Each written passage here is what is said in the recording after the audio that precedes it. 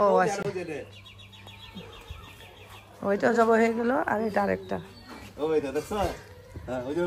এটা এটা রুস্তম রুস্তম সবচেয়ে বড়টা দেখি দেখি একটু সরো তো আব্দুল দেখি কত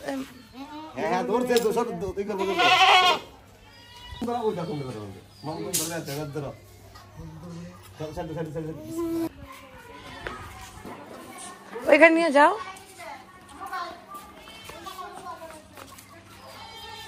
আমজাদ ভিডিওটা ঠিক গেছে ভাইরাল ভাইরাল যাও যাও যাও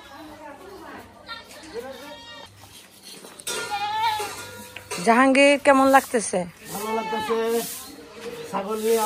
এত কষ্ট করে পারলাম তোমরা জবাই দিয়ে দিতেছো এটা ঠিক না কয়দিন পালছেন দাদু ও বাবা 1 বছর উপরে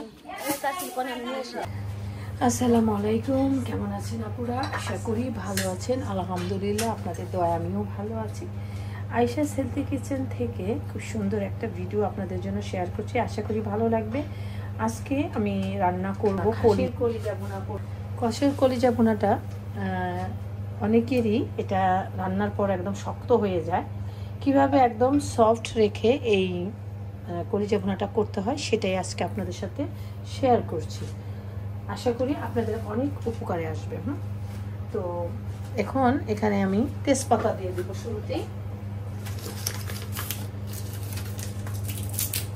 অর্ধেক তেজপাতা এখন দিয়ে দিলাম এরপর এখানে নিয়েছি আমি দারচিনি এলাচি লং গোলমরিচ এখানে কয়েকটা দারচিনি আমি দিয়ে দিলাম তেলের মধ্যে আর ফোড়ন দিচ্ছি আর এখানে কয়েকটা এলাচি মুখ খুলে খুলে এখানে তেলের মধ্যে শুরুতেই দিয়ে দিচ্ছি ফোড়ন দিয়ে দিব আগে আর কিছু এলাচি দারচিনি রেখে দিলাম আমি পরে ব্যবহার করব আর কখনোই তেলের মধ্যে লং এবং গোলমরিচ দিবেন না এতে একটা কেমন যেন একটা গন্ধ হয়ে যায় এবং কালো হয়ে যায় কিন্তু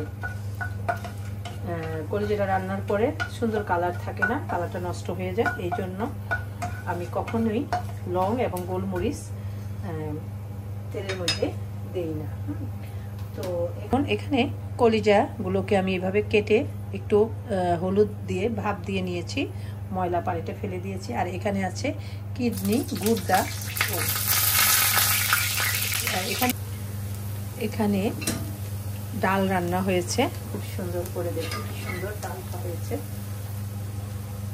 আমার হাতের এই ডালটা ভীষণ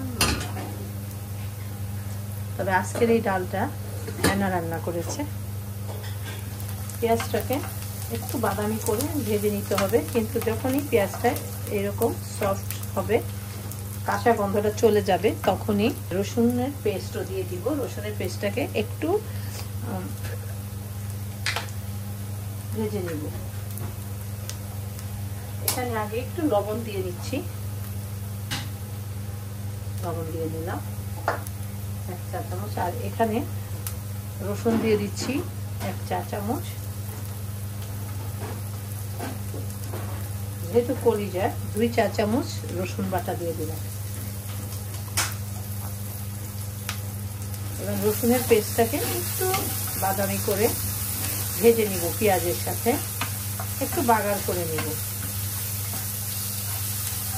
রসুন একটু বাগার করে নিলে কলিজা ভুনার টেস্টটা খুব ভালো আসে এবার এখানে আদা পেস্ট দিয়ে দিব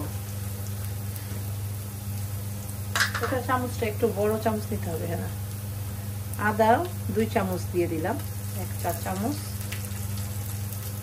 2 চা চামচ আদা পেস্ট দিয়ে দিলাম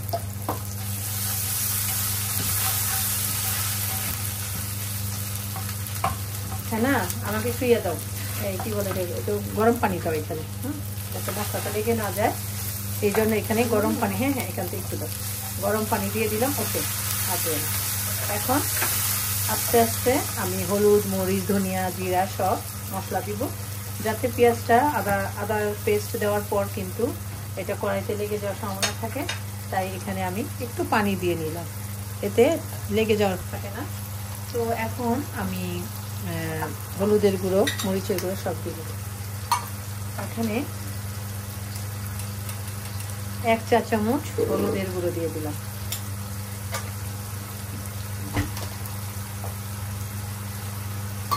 মরিচের গুঁড়ো দিয়ে দিচ্ছি হাফ টিস্পুন, ধনিয়ার গুঁড়ো দিয়ে দিচ্ছি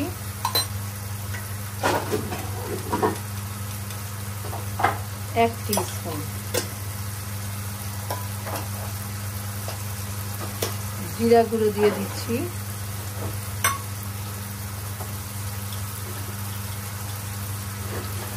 1 টিস্পুন, 1 টিস্পুন দিয়ে দিলাম জিরা গুঁড়ো।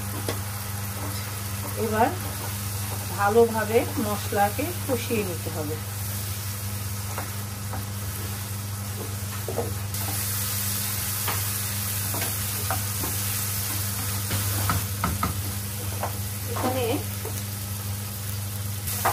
এখানে আমি দুটো কাঁচামরিচ ভেঙে দিচ্ছি। আমি কিন্তু শুকনো মরিচের গুঁড়ো কম দিয়েছি, কাঁচামরিচ ঝাল দিয়েই রান্নাটা করব। এখন আমি আরেকটু পানি দিয়ে দিব, মশলাটা আরেকটু ভালোভাবে কষিয়ে নিতে চাই।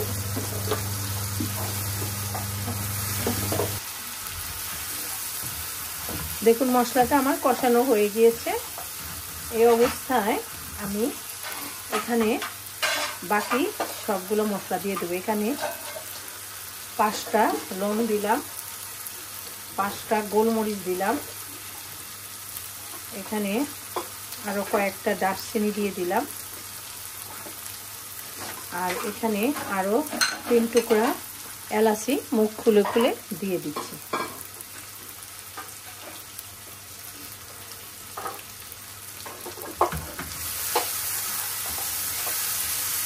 এবার কলিজাগুলোকে দিয়ে দিব। এখানে গুর্দা এবং কিডনি, খাসির কিডনি এবং গুর্দা কি বলেন আপনারা সেটা আছে, যে খাসির গুর্দা এবং এটাকে আগেই কষিয়ে নিতে হবে। হ্যাঁ না, ভালো করে ধুয়ে দিছো তো না?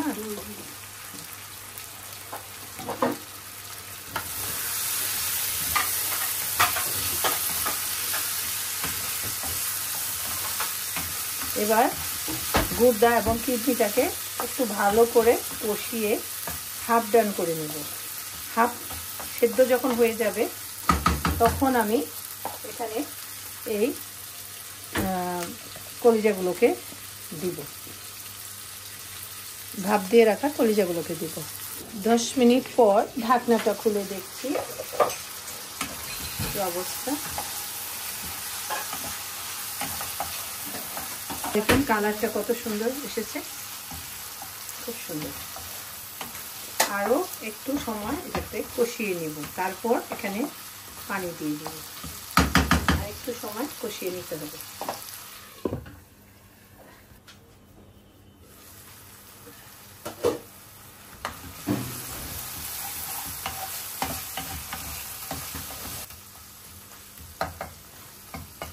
কলিজাটা কষানো হয়ে গেল। এখন এখানে গরম পানি দিয়ে দিচ্ছি।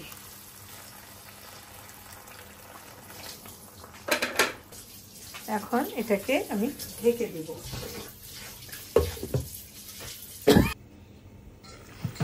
এখন এখানে আমি এই ভাপ দিয়ে রাখা কলিজা টুকরোগুলোকে দিয়ে দিব।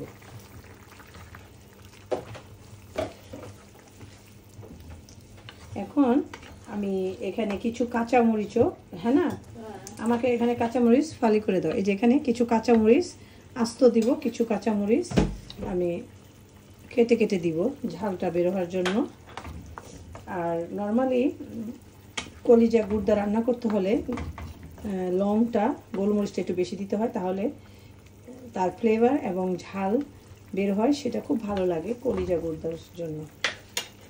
আর যে দেখুন এখানে আমি এখনই ফালি করে রাখা কাঁচামরিচগুলো দিয়ে দিলাম। এখন এটাকে আমি ঢেকে দিব। জাস্ট 15 মিনিট পর আমি নামিয়ে ফেলবো। রান্নাটা আমার কমপ্লিট হয়ে যাবে। এখন আমি এটাকে ঢেকে দিব। আর কিছুক্ষণ পর আমি এটা লবণটাও টেস্ট করব, কিন্তু এখন না, এখন আমি এটাকে ঢেকে দিলাম। এখন 10 মিনিট পর আমি আবার ফিরে আসছি, আর এদিকে হেনা কিচেনটা ক্লিন করে ফেলবে। রান্নার করতে করতে যদি চারপাশ ক্লিন করে নেওয়া যায় তাহলে কিন্তু সময় অনেকটা সাশ্রয় হয়। তো এখন হেনা এই জায়গাগুলো ক্লিন করে নিবে, আর ও ক্লিন করতে করতে আমার কলিজা ভুনাটাও হয়ে যাবে। তো আমি আবার আসছি, আপনার সাথেই থাকুন। 10 মিনিট পর আবার চলে আসলাম, দেখি কি অবস্থা।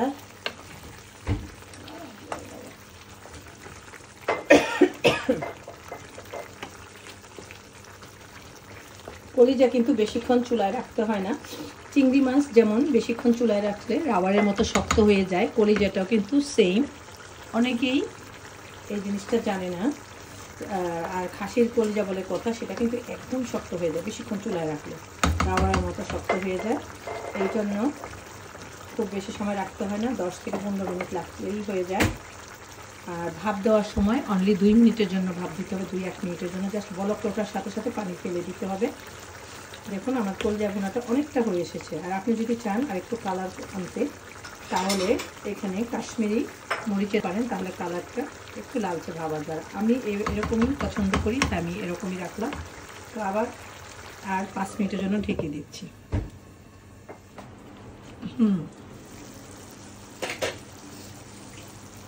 একটু লবণ দিতে হবে, চেখে দেখলাম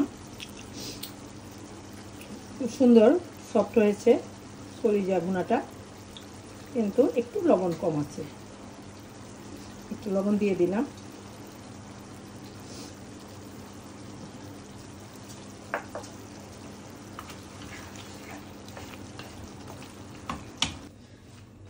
এখন দেখিয়ে দিচ্ছি আমার খাসির কলিজা ভুনাটা কতটা সুন্দর টেস্ট হয়েছে। দেখুন তেলের উপরে উঠে এসেছে, এভাবে তেলের উপরে উঠে আসলে নামিয়ে নিতে হবে।